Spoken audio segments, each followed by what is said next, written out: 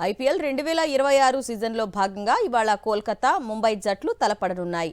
Wankhede stadium వేదికగా ఇవాళ రాత్రి 7:30 మ్యాచ్ ప్రారంభం కానుంది. హార్దిక్ పాండ్యా నేతృత్వంలోని ముంబై ఇండియన్స్ బ్యాటింగ్, బౌలింగ్లో చాలా స్ట్రాంగ్గా ఉన్నారు.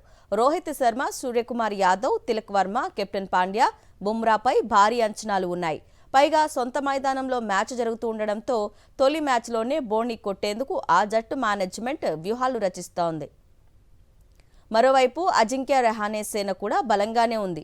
Cameron Green, Finn Allen, Tim Seifert, Rinku Singh లాంటి విధ్వంసకర బ్యాటర్లతో ఆ జట్టు బ్యాటింగ్ లైనప్ స్ట్రాంగ్గా ఉంది. ఇక బౌలింగ్లో సునీల్ నరైన్, వరుణ్ చక్రవర్తి లాంటి టాప్ క్లాస్ స్పిన్నర్లు ఉండడం ఆ జట్టుకు ప్లస్ పాయింట్.